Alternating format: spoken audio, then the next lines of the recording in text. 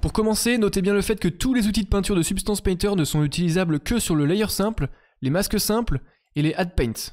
En général, si vous ne pouvez plus peindre et que votre zone ici est en gris, c'est que vous êtes par exemple sur un fill layer ou sur toute autre chose que je n'ai pas cité précédemment.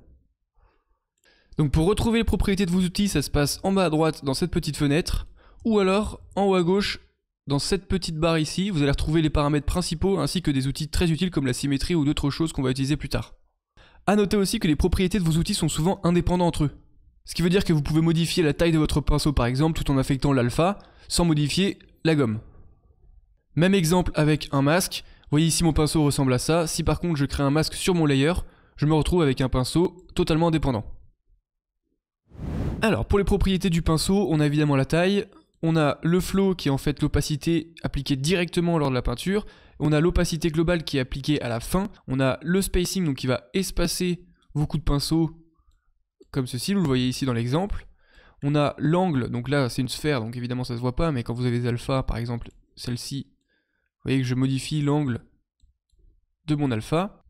Ici vous avez le follow pass, alors quand il est en off, vous voyez que si je peins avec un peu de spacing, ça donne quelque chose comme ça. Si je l'active, en fait ce qu'il va faire c'est qu'il va essayer de rediriger l'angle de mon pinceau en fonction du chemin que je prends.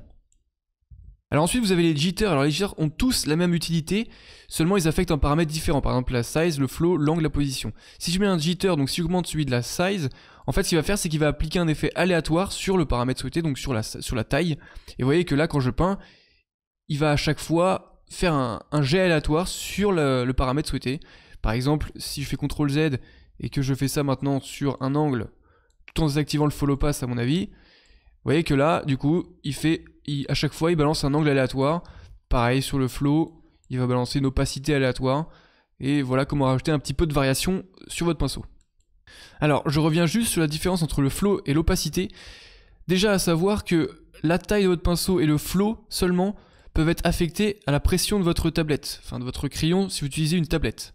Et ensuite, comme je vous le disais, le flow affecte l'opacité direct de votre pinceau. C'est-à-dire que là, si je mets un flow de 6, vous voyez que on a une opacité qui est réduite, mais quand je repasse sur ma peinture, ça rajoute une couche. Alors que si je remets le flow à 100, mais que je mets l'opacité à 10, vous voyez que j'ai beau repasser sur ma peinture, l'opacité reste toujours à 10. Juste en dessous, et c'est très important, vous avez l'alignement, ici. Donc en fait, c'est tout simplement la façon dont le pinceau va projeter la peinture sur votre objet. Le mode de base qui est le tangent de frappe, c'est tout simplement la capacité du pinceau de s'aligner avec votre objet. Vous voyez que quand je passe sur les angles, il s'aligne par rapport à mon angle, ce qui me permet de peindre dans des coins ou dans des endroits tout en respectant l'alignement de l'objet. Si par exemple je me mets en caméra, vous voyez que le pinceau reste fixe par rapport à la caméra, ce qui me permet de pouvoir faire des formes toujours dans l'axe de la caméra, même si je bouge ma caméra. On a aussi le mode UV qui est très utile pour pouvoir peindre directement sur les UV. Pourquoi ? Tout simplement parce que quand vous êtes en mode caméra ou en mode tangente, la projection du pinceau se fait par rapport à votre objet. Ce qui fait que si sur mon UV ici je veux peindre une bordure, vous voyez qu'il la rattache ici sur mes UV. Chose que des fois je ne veux pas vouloir. On descend un petit peu et on arrive directement aux alphas.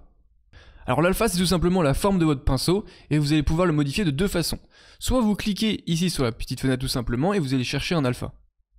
Soit lorsque vous êtes en train d'utiliser votre pinceau, vous pouvez tout simplement aller dans votre shelf et chercher l'alpha que vous désirez utiliser. Ces deux façons de faire sont identiques. Dans tous les cas, ce qu'on peut remarquer, c'est que quand je change d'alpha, ici on voit bien que les paramètres qui sont attribués changent aussi.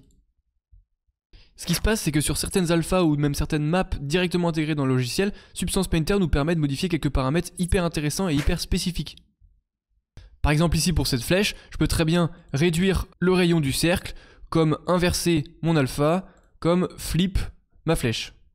Autre exemple plutôt intéressant, vous voyez ici qu'on a un alpha qui produit des flèches, et en fait tout simplement on va pouvoir lui demander d'augmenter la quantité de flèches. Et pour terminer avec le pinceau, on va pouvoir aborder rapidement le stencil.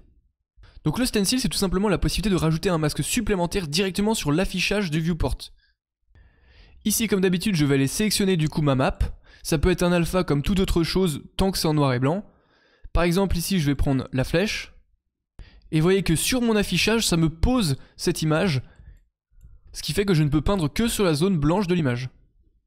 Alors ça reste quelque chose de très spécifique qu'on utilise assez rarement, mais ça peut être utile quand même, et dans tous les cas, au niveau des commandes, on appuie sur S, clic droit, on appuie sur S, clic gauche, et on appuie sur S, clic molette. Et ici vous avez le bouton reset.